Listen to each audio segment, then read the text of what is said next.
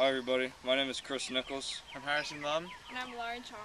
We're here in Waianae, Oahu. We're visiting Ma'o Farms. We're going to have an interview with Kamuelo Enos, and he's going to give us a tour around the farm. Well, my name is Kamuelo Enos. I'm born and raised in Makaha, 2 valleys over. I work at Ma'o Farms.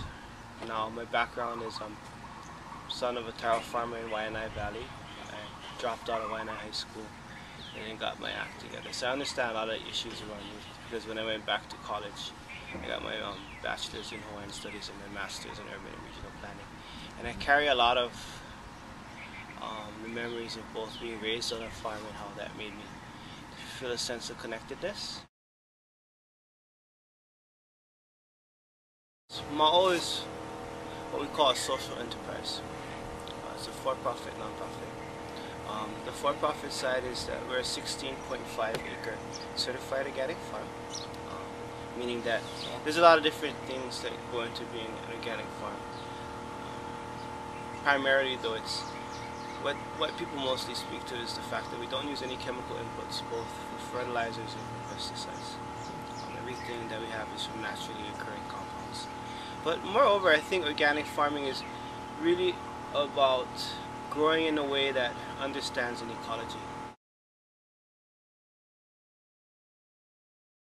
But the reason why that's important, is important for Hawaii is the fact that we import so much to our islands, and so much of what we do is dependent on foreign oil, and so much of conventional agriculture is dependent on foreign oil.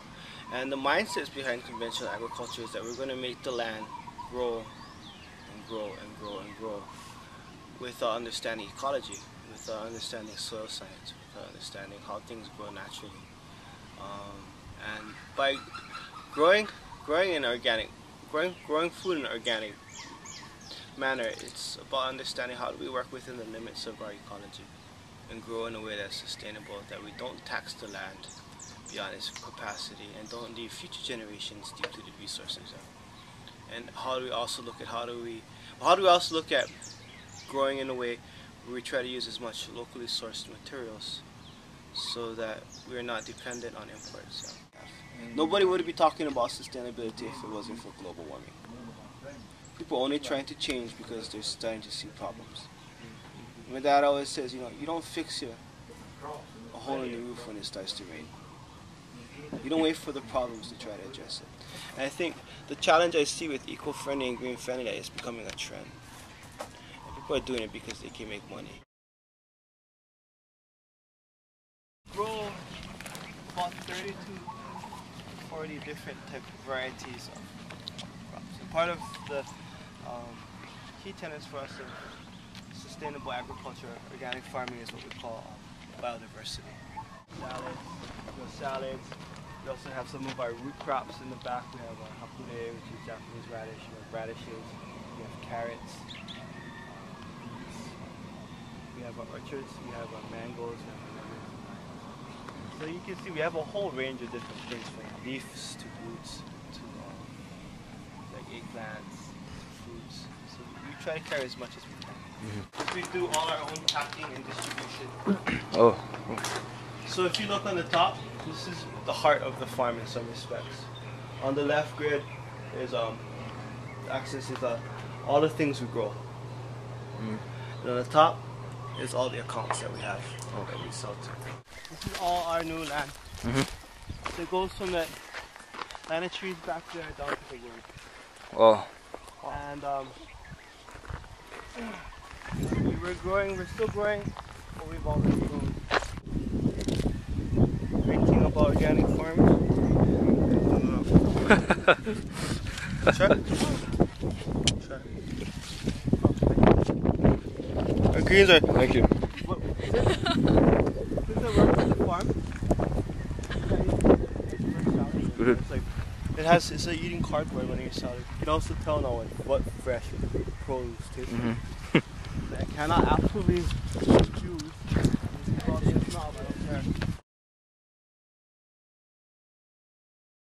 What makes us different from other farms is the social enterprise. like you talked about the industrial ag model, where people see farming as a way to make a lot of money. The tool we use is we flip that. And I guess the key thing is we have a different definition of successful. And success not just in pure bank, like capital money, but for us success is measured in different ways. It is measured by money. We have to be a farm that is able to like produce high, but it's also measured by how successful our students are in college. It's also measured by how we as a farmer is able to create more opportunities for more farms to grow and more sustainable ag to grow. So the tools we use, therefore, if we have a different measure of success, is we use youth as empowerment as a tool to become a successful farmer. Businesses, traditionally, Western model is like, how do we make money? And your success is gauged on purely, the challenge is making as much money as we can. When you're a program like this, there's so many different things that we count success by. So it's like, if we just make money, we could just fire all these kids and hire a bunch, at this point, of farmers. There's so many challenges. I mean, there's challenges in how people perceive land should be used. Because our model is like, if we're just successful in Waianae, but the rest of the ag land in Hawaii, the state and the world, is used for like sprawl, is used for like genetically modified export crops, then we fail. We also, if farming is successful, but our kids can't go to college, then we failed. If the kids are successful, they come out of successful, but they move away from Hawaii and they go work for a corporation, they don't really give back to the community, then we failed. If this rain is out or beats up all our crops, if the drought is too much, it beats up all our crops, the bugs come through, we can't get our stuff to the market, then we fail. So the challenges are on many different levels, you know what I mean? So we have to look at how do we protect ag land, how do we empower youth, how do we run a business? So there are a lot of challenges.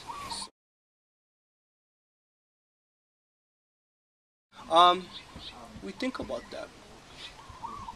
But one of the big challenges that what works for Waianae works because it's staffed by Waianae people. And I think that the challenge for us, and it would almost be presumptuous of us to say that we could go into a community that's not our home and say we know what to do, what's good for you guys. The best that we can do is be successful here. Expansion for us wouldn't be a physical expansion. Expansion to us, I guess right now, is about partnership. I was reading online that you worked with the different, like Waianae High School and different intermediate schools and stuff. Can you explain what you guys do with them? And we have, we believe that by the time you come out of high school, you're already set in a lot of ways. You already have your habits in you. Are also recognize that our public education system hasn't really been that successful in preparing young adults. So by the time they come out, they're not college ready, they're not workforce ready, they don't have a lot of opportunities. So by working at the place where they exit, we started to see that there's a lot of problems that are going on. We need to get at earlier, because if we just work at this point, you're not, you have a lot of work to do. You don't work at cancer when it's terminal. You try to get in when it's operable.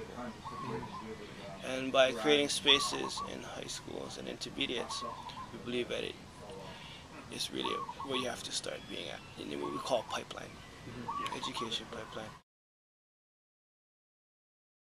It's just the fact that when you do things right, people appreciate it and they want to support it. And they feel that, if all things is considered, I can buy this organic salad mix from Bay Area, or I can buy Mao greens. Mao greens probably $2 more. If you don't know the story, I'm going to buy this. But it's this is going back to Waianae. This money is going to put kids in Waianae college. This money is going to an organization that's really making a stand for sustainable organic ag in Hawaii. Then people are like, I'm going to buy this, and then you start to create people that, a different kind of relationship with your customers. It's almost like friends. We're going to support you because we believe in you, not just because your stuff is the cheapest. And that's kind of where we're at.